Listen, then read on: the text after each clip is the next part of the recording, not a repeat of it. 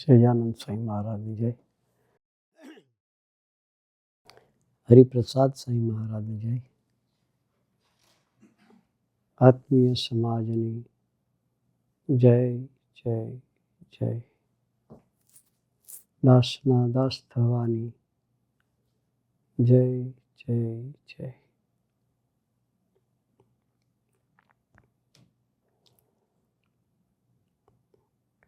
આપણે બધા જ ગુરુ પૂર્ણિમાનો સમયો મનાવવા ભેગા થયા છીએ.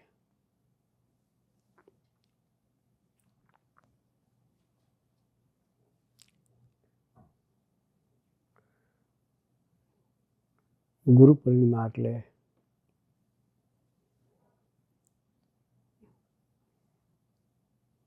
ગુરુના જીવનમાં ડૂબવાનો અવસર.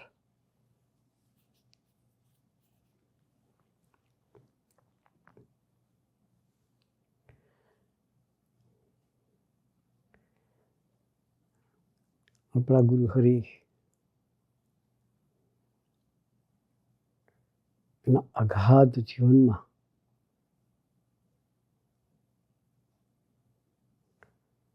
ડૂબવાનો અવસર છે.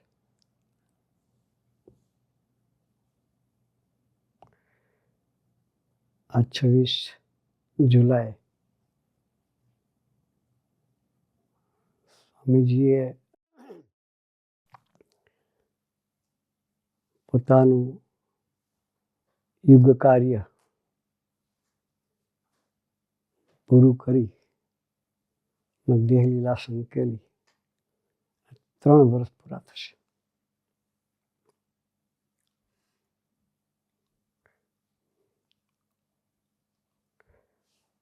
એમનું ખૂબ સાનિધ્ય આપણને સાંપડ્યું છે.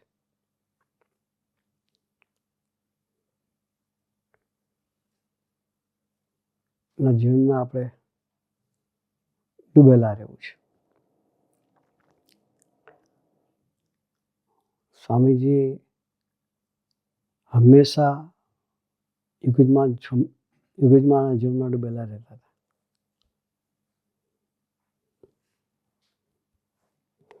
એક હરિભક્તે સ્વામીજીને પૂછ્યું, સ્વામીજી કંઈક વિચાર બેઠા હશે. એટલે હરિભક્તે સ્વામીજીને પૂછ્યું, સ્વામીજી કયા વિચારમાં છો?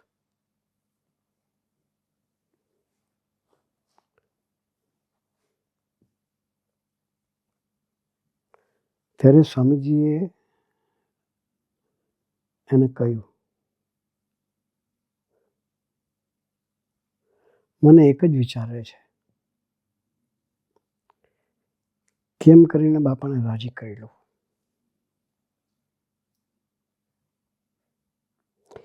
કેમ કરીને બાપા સાથે મારો સંબંધ વધતો જાય, કેમ કરીને બાપાના સંબંધવાળાની સેવા કરી લો. સ્વામીજી કહ્યું, આ એક જ વિચારમાં કહું, બીજા કોઈ વિચાર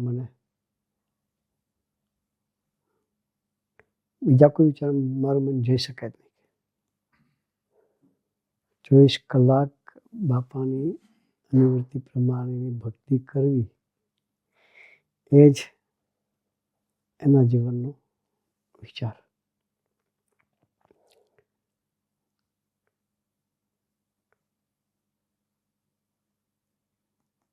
એક વખત સ્વામીજી આરામ કરતા હતા અને સુહૃદ સ્વામીજીની સેવામાં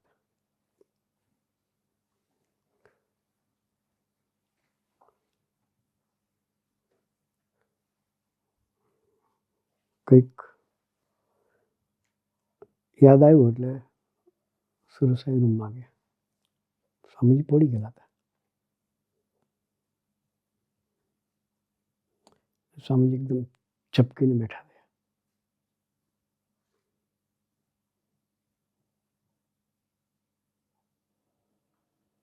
એકદમ બોલ્યા, બાપાને રાજી કરી લેવા છે. મારે બાપાને રાજી કરી લેવા છે. ધીરે સામાન્ય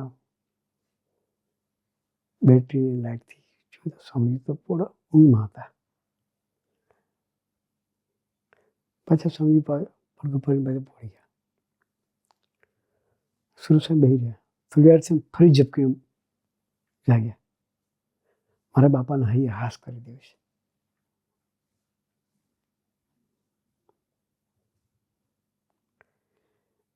કેવા અનુસંધાન જીવતા હશે. એક દિવસ સ્વામીજી પેટર્ન કદી વિચારમાં હોય તો આમ અદાથી સ્વામીજી બેસે. એટલે એ રીતે બેઠા હશે ને કંઈક વિચારમાં હશે. અને આપણા પારસીપની રજનીભાઈ એને એવું થયું સ્વામી આમ માથું તો લાગે કંઈક સ્વામીનો દાંત દુખતો હશે. એના મનમાં વિચાર આવ્યો એટલે સત સ્વામીજીને પૂછ્યું કે સ્વામીજી દાંત દુખે છે? ડૉક્ટરને ચેકઅપ કરાવો તો અપોઇન્ટમેન્ટ લઈ લે એમ. સાહેબ કે ના તમને કોણે કહ્યું મારું દાંત દુખે છે? રજની કે સ્વામીજી આપ આમ દાંતને આંગળી દબાવીને બેઠા હતા મને એવું લાગ્યું કે તમારો દાંત દુખે છે. સ્વામીજી કહું બાપાના વિચારમાં હોય ને ત્યારે કઈ મુદ્રામાં બેઠું છે મને ભાન ના હોય કે હું બાપાના વિચારમાં હું ત્યારે કઈ મુદ્રામાં છું એમનું મને ભાન ના હોય કે એકવાર હરિધામમાં સમય હતો. કદાચ મંત્ર શતાબ્દી મહોત્સવ કે કંઈક હશે. એ નિમિત્તે સંત સંમેલન જેવું હતું. એમાં સંતોને બોલાવેલા હતા. દલાઈ લામા પણ એ ઉત્સવમાં આવવાના હતા. એટલે એને તો પ્રોટોકોલ અને સિક્યુરિટી બધું બહુ હોય. એટલે એના સેક્રેટરી તપાસ માટે આવેલા. બધું આખું કેમ્પસ સર્વે કર્યું, એની રહેવાની જગ્યાને બધું જોયું, કઈ જગ્યાએ ઉતાર આપવાનું છે, શું જમાડવાનું છે, એ બધું સર્વે કર્યું. પછી છેલ્લે સ્વામીજીનું દર્શન કરવા માટે લઈ ગયા. દર્શન કરીને છેલ્લે નીકળતા હતા. પછી અશોકભાઈ એમની સાથે હતા. ત્યારે વ્યક્તિએ કહ્યું કે મને તમારા સ્વામીજી ખૂબ ગમી ગયા કે તમારા સ્વામીજી મને ખૂબ ગમી ગયા.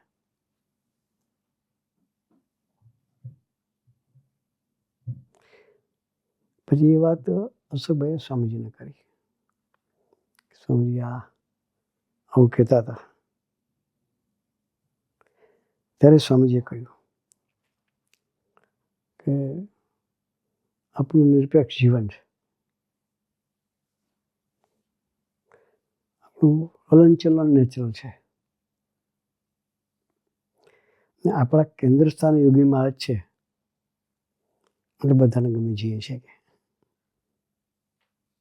કેન્દ્ર સ્થાને યોગીજી મહારાજ છે.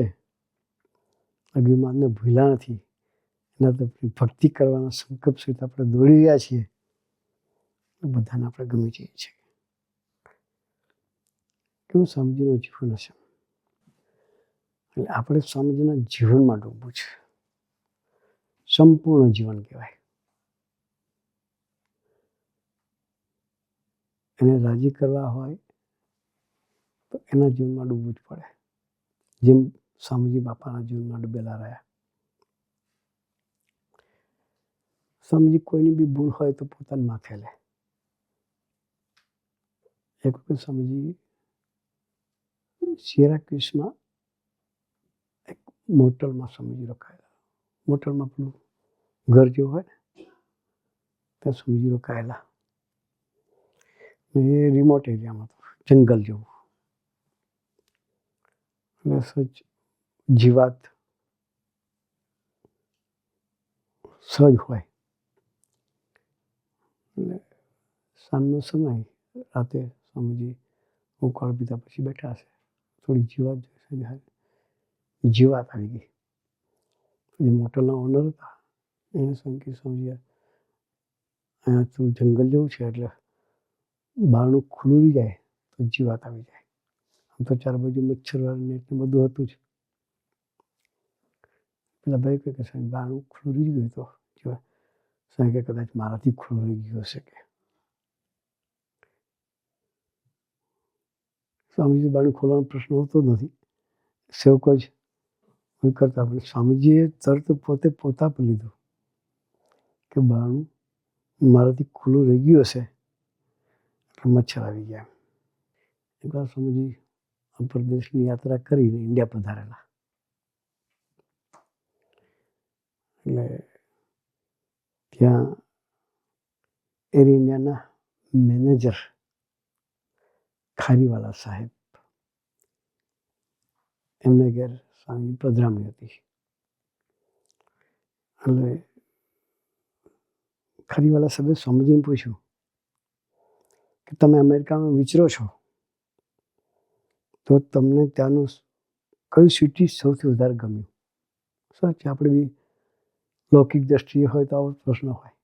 એટલે પેલી વ્યક્તિએ સ્વામીજીને પૂછ્યું કે તમને કયું સિટી ગમ્યું? આપણે તો કહીએ કે ભાઈ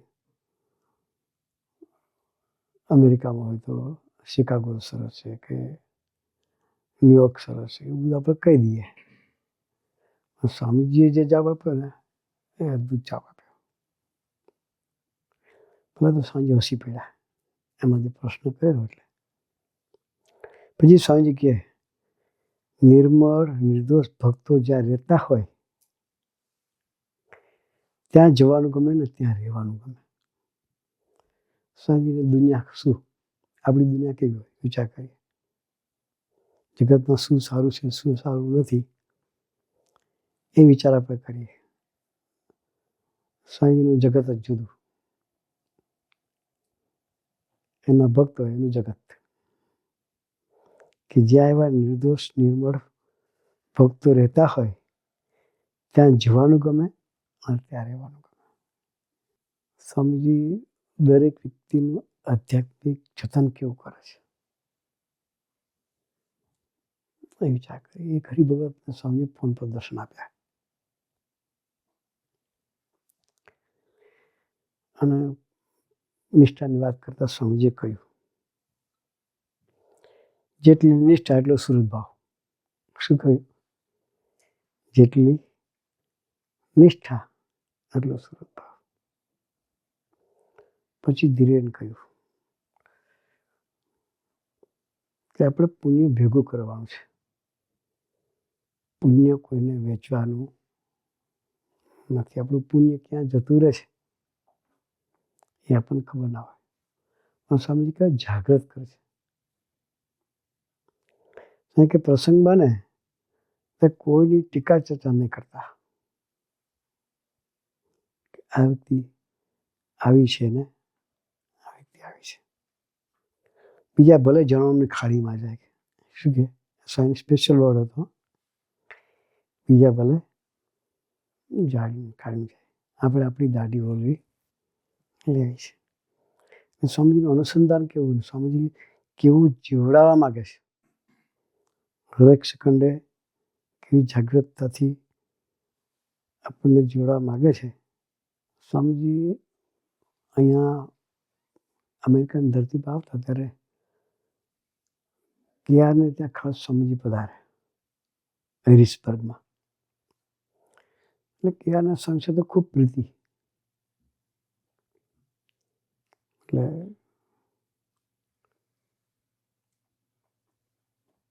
સ્વામીજી પધારે એટલે એ માને એવું કે સ્વામીજીએ આરામ જ કરવો જોઈએ. નો ખાનગી, નો સભા, કંઈ નહીં. ખાવાનું અને હોઈ જવાનું. એકવાર સ્વામીજી એને કહ્યું આપણે ઘરે 4-5 જણા સભામાં આવે એવું ગોઠવો. હું 5-4 વર્ષે આવ્યો છું કે કેટલા પણ ક્યારે એવું જ માને કે મારે સ્વામીજી અહીં આરામ જ કરવો જોઈએ. ત્યારે સ્વામીજીએ ધીરે રહીને કેઆરને કહ્યું કે દેહની ચિંતા કરવી એ પ્રીતિ છે. શું કે મોટા પુરુષને ભીડો ન પડે, આરામ કરે, ખાઈને હુઈ રહે કે દેહની સાથે દેહની ચિંતા કરવી પ્રીતિ છે, પણ મોટા પુરુષના ગમતામાં વર્તું એ પણ એક પ્રીતિ છે. એ પણ સમજવું જોઈએ. કોઈ બી 5 જણા આવે એની યાત્રા પ્રભુ તો ચાલે માર્ગે ચડે એ ભાવના મોટા પુરુષની હોય. કેમ કે એક ધારા પ્રેમમાં રહેવાની જરૂરિયાત નથી.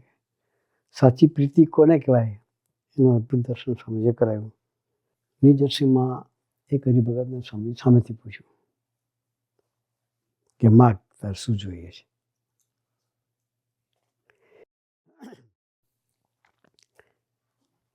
એ પેલા ભગતે કહ્યું કે સ્વામીજી તમારે જે આપવું એ આપો. આપણે માગીએ આપણી બુદ્ધિથી, આપણી બુદ્ધિની લિમિટેશન છે. એટલે એણે વિચાર્યું કે એમ પ્રાર્થના કરી કે સાહેબ તમારે જે આપવું એ આપો. ત્યારે સ્વામીજી કહે છે, સ્વામીજી કઈ ભાવના છે, મારે તો તને ગરીબાઈ આપીશ.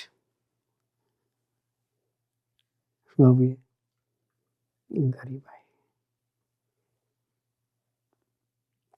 બાપ થવાના એવા હોય,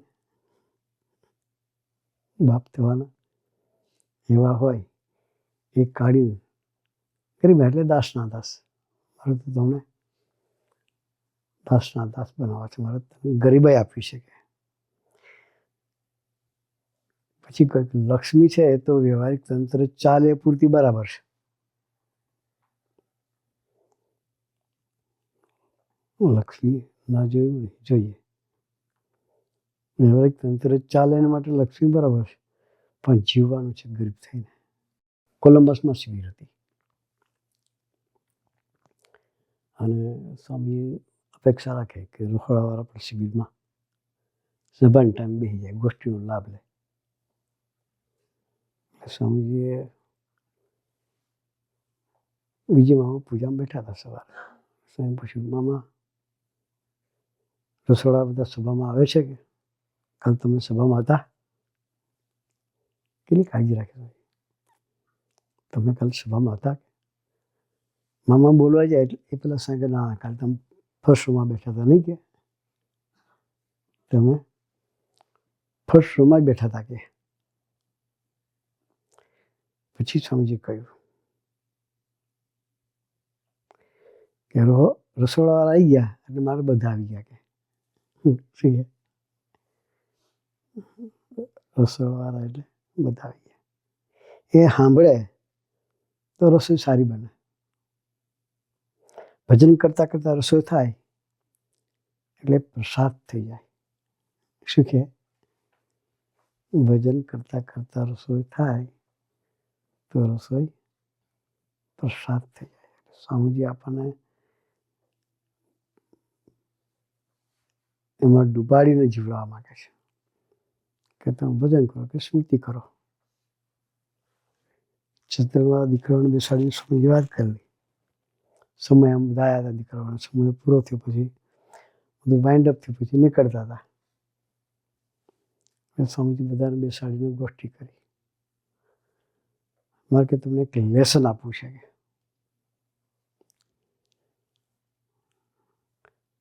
પછી કહ્યું કે આપણે બધા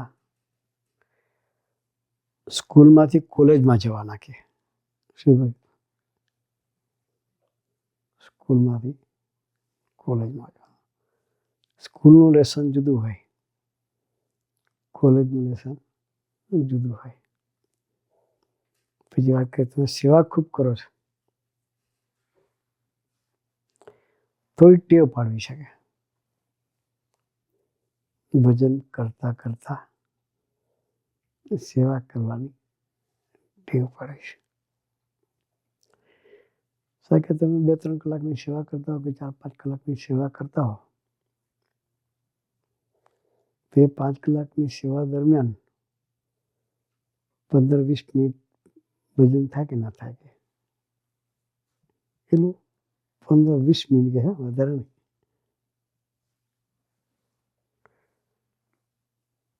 તો કે આપણે ટેવ પાડવાની, પછી ધીરે ધીરે વધારવાનું.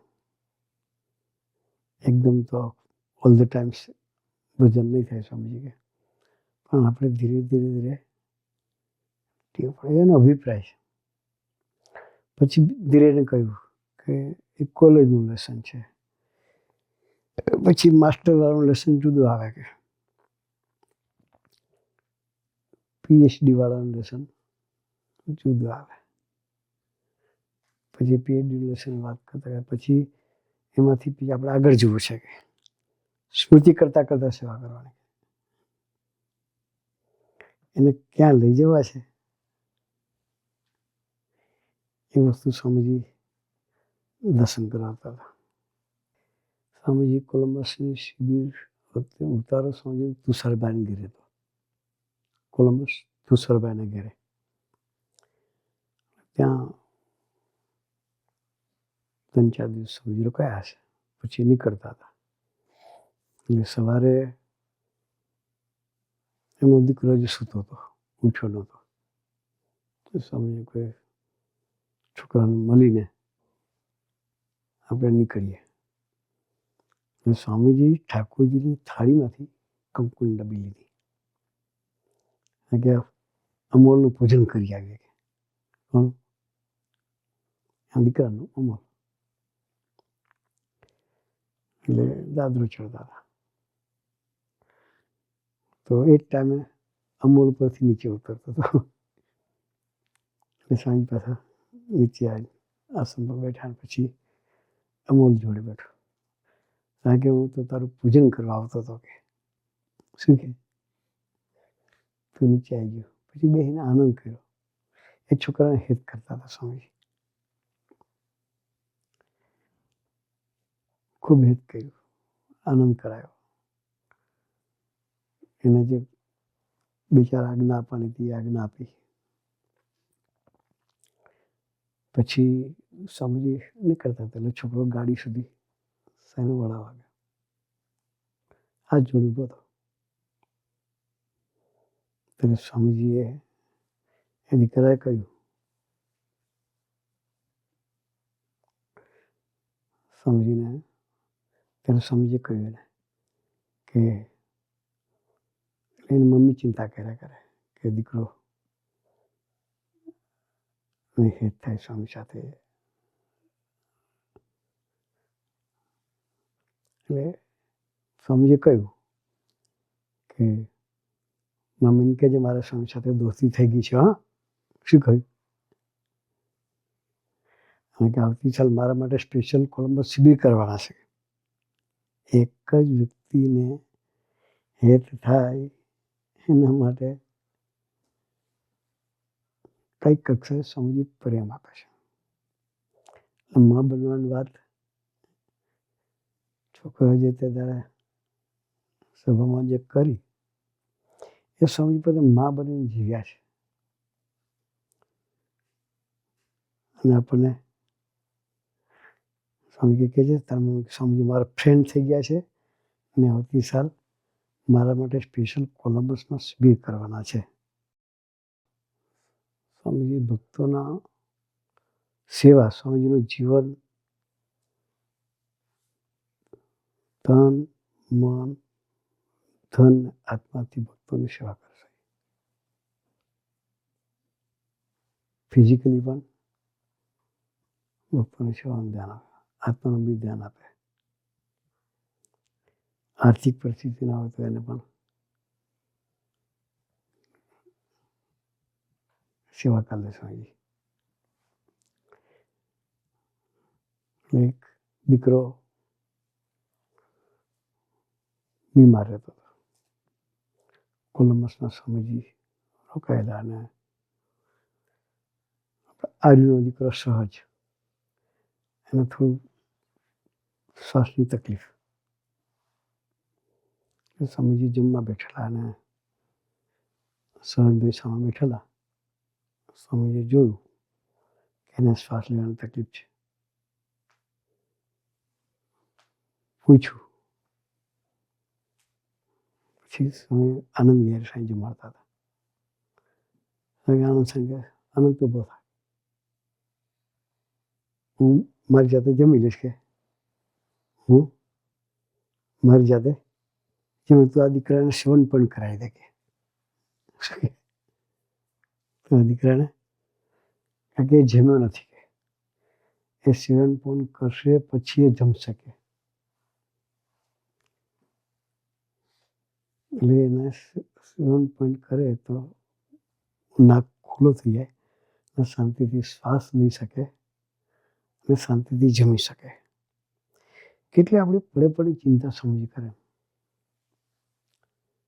આપણા આકાર જ હોય એવું સ્વામીજીનું નિરંતરનું દર્શન છે. તો સ્વામીજીના જીવનના જે આવા પ્રસંગો છે એ પ્રસંગોને આપણા જીવનમાં સુસંગત કરી એને જે આપણી પાસે કરાવવું છે, ભક્તિ કરાવી છે, પરાભક્તિમાં ડુબાડવા છે, મહિમામાં તરબોળ કરવા છે. દીકરાને ચાલો કરવા પર ગયા હતા તો મહિમાનું દર્શન છે. અને પ્રાણાયામ શીખવાડે પરાભક્તિનું દર્શન છે. સમજણ આપી, પોતાનું અભિપ્રાયની વાત સમજાવી. પેલા હરિભગતને કહ્યું મારે તો તને ગરીબ બનાવવો છે કે શું કહ્યું? તને ગરીબાઈ આપી છે.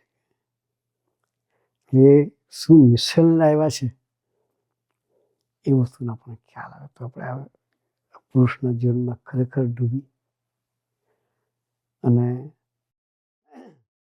આપણી યાત્રા એને જે ગમે છે એ તરફ ચલાવતા રહીએ.